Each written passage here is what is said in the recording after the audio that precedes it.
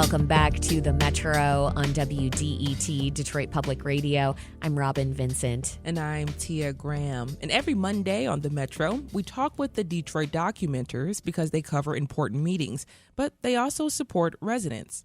Last summer, Michigan's Supreme Court ruled that Detroit property owners who lost their homes to tax foreclosure between 2015 and 2020 are now owed the profits made from the sale of their homes. To reclaim that money, Detroiters must file a claim with Wayne County by March 31st. Documenters have been helping people with the process. They've been phone banking to inform people how much money they're possibly owed and how to apply. Metro Producer Jack Filbrandt sat down with Detroit documenter Shiva Shahmir and coordinator Lynelle Herndon. Shiva is leading the phone banking project for the documenters. She began this conversation discussing the impact of the Great Recession on Detroit homeowners. Around the Great Recession, you see a third of all Detroit properties going through some sort of foreclosure, either for unpaid taxes or subprime lending that was happening during the time. But basically, a lot of these foreclosed properties then were sold at auction and then profited from by Wayne County.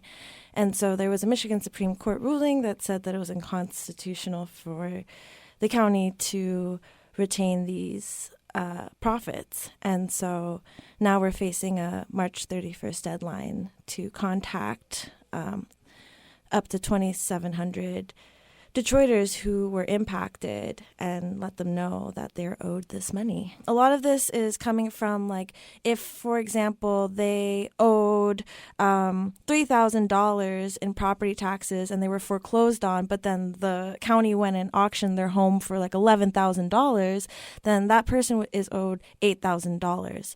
Lynelle, why did Detroit documenters think it was important to take on this phone banking?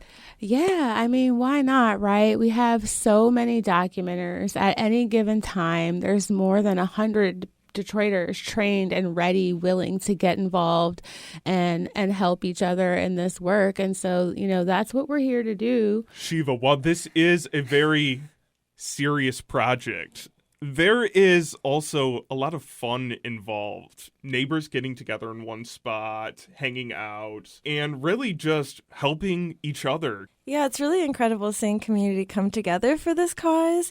We do supply pizza and salad, and, sometimes it can be discouraging when you don't reach people, or maybe sometimes people hang up on you. But when you get a really good call where somebody is owed a lot of money, it's really rewarding, and it really uplifts everybody in the room.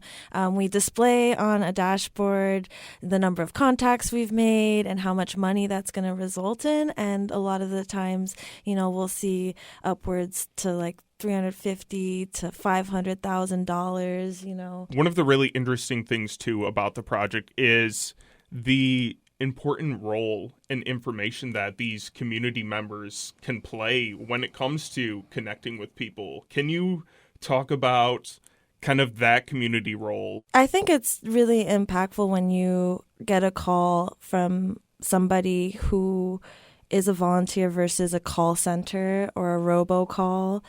Just having that human contact and being able to hear people's stories, of what actually happened to them. And I think that's why this is active journalism, because, we're not just notifying people about how much they're owed. We're also hearing about what happened to them and hopefully amplifying their stories. What challenges are you running into when doing this phone banking? There are a few challenges.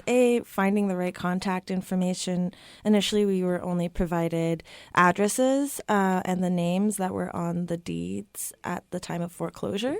So we've had to do a lot of research to find people, their families, especially because we've learned that up to 40% of the people we're trying to contact are actually deceased.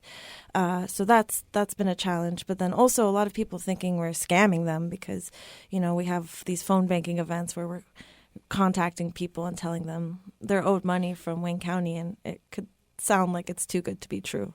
Lynelle, what's unique about this project? This project came out of journalism. It's led by journalists working in collaboration with some other organizations. Shout out to the Detroit Justice Center. and Detroit Documenters and Outlier Media, right? And just anybody can come, and like Shiva just said, there's some phone banking sessions, there's some more coming up, and just work together for Detroiters to help each other get this money that we're owed. So it's just really fun, but it's also really serious and really important work. So it's really unique too, because it's a free service that we're all just providing for people. And so Shiva talked about people might think it's scamming, and there are people out here actually who are trying to charge people for a service like this. And we want people to know that you don't have to pay a thing. We're here to walk you through the process and help you with everything for free. You're listening to The Metro, and we're talking with Detroit documenter and project manager Shiva Shahmir and coordinator Lynelle Herndon about a process to claim profits from foreclosed homes sold. Lynelle, how can people find out if and what they're owed? I think the easiest thing to do is to text Outlier, and what you do is text REPAY, REPAY, to 67485, and that way an Outlier journalist will get right back to you and kind of walk you through the steps, everything that you need to know. You can also text the property address to that same number, 67485. And again, Outlier reporters will help look up that property and get you the information you need to know about that property. You could also go straight to the source, which is the Wayne County Treasurer, right? And they should have information about the steps you need to get this claim filed by March 31st. And you can also reach out to documenters at outliermedia.org, and we can make sure you get the information that you need. Shiva, what is the application process like? So it's a one-page form that needs to be notarized and submitted either in person or by certified mail to the Wayne County Treasurer's office.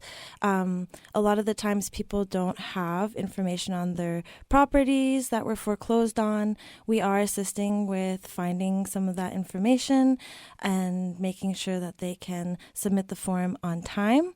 If somebody is a beneficiary or an heir or a family member of somebody who's wanting to claim, we advise that they write in the text box of Part 3 on the form how they are related to the property owner, and that should suffice for the application process. How many people have you connected with so far, and how much money are we talking about?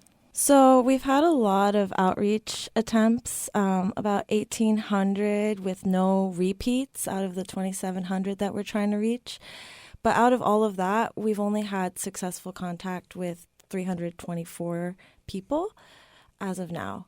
At the same time, those 324 contacts could generate $3.9 million back in their pockets. Lynelle, how much more is left to do on this project? There's 2,700 Detroiters alone that are owed this money. So there's still a long way to go.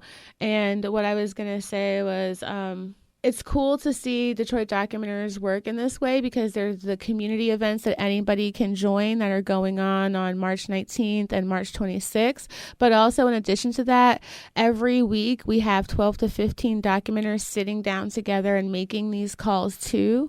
And it's just been touching to see how the calls have impacted them when they're reaching these people too. So, I mean, it's just impactful on all sides. Lynelle, what happens after March 31st? Will documenters keep helping people through the process? Well, first of all, documenters always stand ready to get involved in civic action projects like this. And so if you want to collaborate, you can always hit me up at documenters@outliermedia.org. But I don't know about documenters' involvement with this, because really we just needed a massive team of people to make these calls and get this message out by the 31st. After the 31st, it kind of turns over to our partners at the Detroit Justice Center and some other organizations that are working to get people through the next steps of the process. So people should be hearing back from the Treasurer's office by July 1st. And then there's like some legal steps that they need to take. And I believe there are people that are here to walk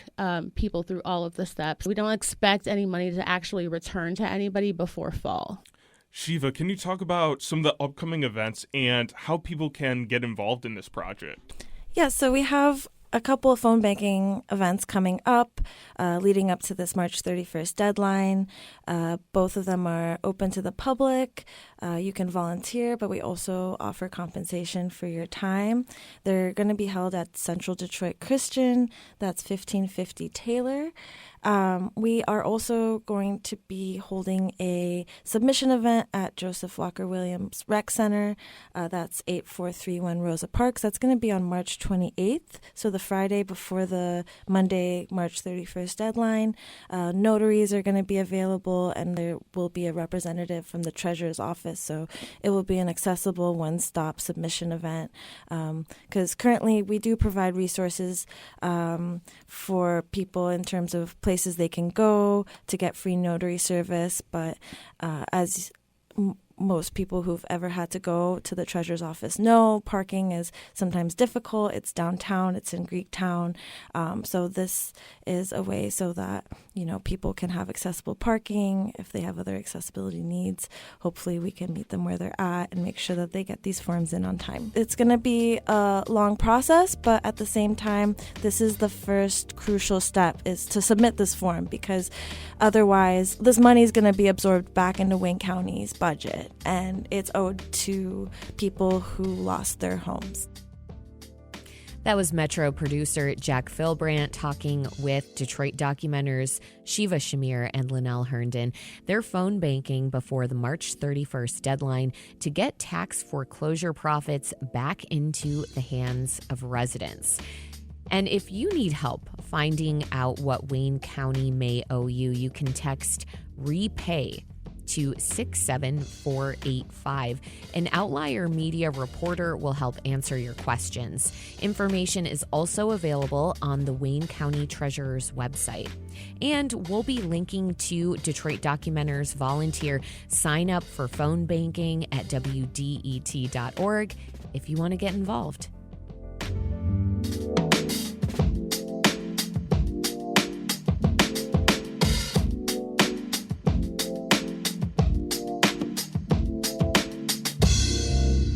This is the Metro on WDET-FM, and Michigan doesn't have enough teachers. It's a problem that's hitting certain students especially hard, such as kids from low-income households, students in rural areas, and kids of color. We recently spoke with Jen Daniil of Ed Trust Midwest about why Michigan lacks teachers and how to change it. Education in the U.S. is, at its core, a story of inequity. A student's income status, race, and ethnicity can determine a lot about the kind of education they receive. Meanwhile, our education system more broadly has a lot of problems. Students are behind from the COVID pandemic, they're facing mental health challenges, and a teacher shortage is gripping the nation. The latter, a teacher shortage, is hurting some of the same vulnerable students who are already likely to receive an education that's not on par with their affluent or white peers. New research tells us Michigan students with the greatest needs are more likely to be taught by inexperienced teachers and educators who are not certified for the subject area they're teaching. That's according to a new report from Ed Trust Midwest, a nonpartisan research and advocacy organization. Here to break down how Michigan's teacher shortage is affecting underserved kids and what can be done to close the gaps is Jen Daniil. She's the Director of Policy and Research for Ed Trust Midwest. Jen, welcome to the Metro. Thank you. Good morning. I'm glad to be here today. Good morning. So Jen, first, as a researcher, how exactly do you define the teacher shortage? So that's a really good question. And one thing that was really important to us as we considered this report, which is the result of about 2 years, actually, of research, analysis of hard-to-access data, interviews with community partners, and focus groups with teachers across the state, was that we didn't only want to think about teacher shortages as the absence of a teacher in a classroom. So we took a more holistic view, and we thought about teacher shortages both as teachers who are not in classrooms at all, and also the lack of high-quality teachers in classrooms. And when we think about high quality, for the purposes of this report, we defined a high quality teacher as a teacher who is fully certified with a teaching license, who has at least 3 years of experience, and who is teaching in the subject areas for which they hold a teacher license. Cool. So what does Michigan's teacher shortage look like in comparison to other states right now? So Michigan is facing very similar problems that we're seeing in other states across the country. One thing we know about national teacher shortages is that they tend to be very what we would call hyper-local. And so we don't see teacher shortages in every single area of every single state, and we don't see teacher shortages in every single subject area. There are certain things that can be certain subject areas where it can be more challenging to get teachers, and certainly certain classrooms in certain school districts where we see more teacher shortages. For example, in Michigan, one of the things that we did was that we looked at school districts across the state in thinking about their concentration of student poverty, right? This is the percentage of students in a school district that are coming from a low-income background. And we have a really great way to look at that in Michigan. It's a tool called the Opportunity Index. This is a way that we fund schools in Michigan, and it's a funding mechanism from the state that sends more dollars to districts that have higher concentrations of student poverty, because we know that learning in a school district with a high concentration of poverty comes with unique challenges. And so when we looked at that tool and we used it to look at teacher turnover, one thing that you've probably all heard, and I know we've certainly heard, is that all districts are struggling to retain teachers following the COVID-19 pandemic. So we looked into that. And what we found is that in the wealthier districts of the state, we did see some slight declines in teacher retention. So we see more teachers leaving the classroom, about 2 to 3% more than we saw before the pandemic. But when we look at the districts with the highest concentrations of poverty, we see that they still have a much higher teacher turnover rate. In fact, between before and after the pandemic, that turnover rate was almost 20% a year. Just imagine that, right? If you, in any other business, if you were losing 20% of your employees every single year.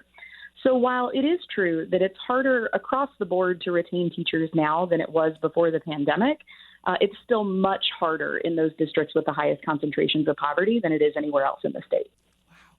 Wow. So yes, like you said, that's something that we kind of would have thought from just based on hearing the data, seeing the things that we've seen locally here. But as well, I wanted to know specifically, do you know what subjects are the hardest right now to fill and which ones have the highest turnover? So one of the challenges to fully understanding the teacher shortage problem in Michigan is that a lot of the data we need to answer some of these questions are not really easily accessible to the public. We do know, I'm sure you've seen, there were some reports that have come out in the last 6 months to a year that special education is a chronic shortage area. And this tracks pretty closely with what we see in other states as well. Special education is a difficult area to staff.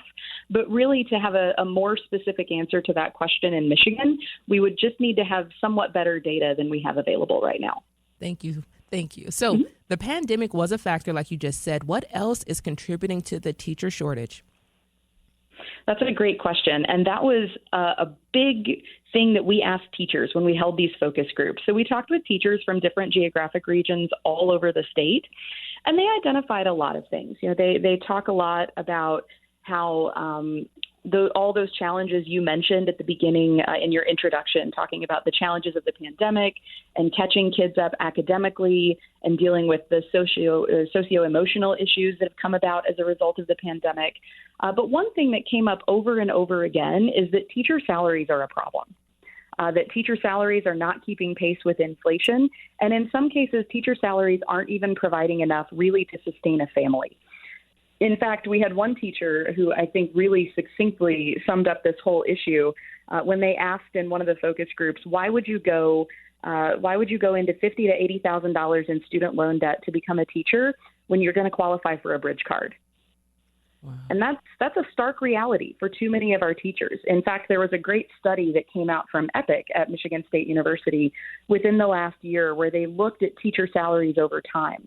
And they found that between 1999 and 2019, inflation-adjusted teacher salaries in Michigan fell by more than 20%. And that makes a huge difference when we're talking about real money that should be going into teachers' pockets. And the reality was even worse for beginning teachers. in the 21-22 school year, the average starting teacher salary in Michigan was only $39,000. And that is a number that ranked us 39th nationally and dead last in the Great Lakes states. So when you think about students graduating from educator preparation programs and thinking about where to go to their first job, this can become a huge retention problem in Michigan, as these folks may look at all of our neighboring states, all of whom offer higher starting teacher salaries. But we know that it's not only an interstate problem, right? That we have teacher salary gaps here in Michigan, that teachers in the highest wealth districts of the state make on average $4,000 more per year than teachers in the highest poverty districts. And that's only an average. So the real numbers also differ pretty dramatically there as well. But that was something we certainly heard over and over again as we think about what is behind these teacher shortages. It's not the whole problem, but salaries are certainly an issue. Wow. You're listening to The Metro. I'm Tia Graham. And I'm Robin Vincent. We're discussing how Michigan's teacher shortage is affecting some of our state's most vulnerable kids with Jen Daniil of Ed Trust Midwest. Now, Jen, could you tell us a little bit more about the students who are hit hardest by the teacher shortage, who they are exactly? You did mention that it's in districts with higher concentrations of poverty. That brings to mind Detroit schools, for example. Absolutely. And so what we found is that it's really Michigan students who have for too long lacked access to strong educational resources. These are our Black and Latino students, and these are our students from low-income backgrounds across all geographic regions of the state, certainly in urban areas like Metro Detroit, but also even out into rural areas and up north and on the west side of the state. We see students from low-income backgrounds really everywhere. And so one thing that we, like I mentioned, we use the Opportunity Index to look particularly at those high concentrations of poverty to see the differences there. But we also looked at the distribution of high quality teachers by student racial majorities. And what we found was really disturbing in that in districts where a majority of the children are Black, students are nearly 4 times more likely to learn from an out-of-field teacher, which these are teachers who have teaching licenses, but they're teaching subject areas outside of their area of licensure. In these same districts, the students are also 4 times more likely to learn from a teacher with emergency or temporary credentials, and nearly twice as likely to learn from a beginning teacher. So we see that it is an issue of poverty and high concentrations of poverty, but we see even when we look in these districts serving students with different racial majorities, we see discrepancies there as well. That was our conversation with Jen Daniil of Ed Trust Midwest, talking about why Michigan is struggling to retain and attract enough teachers.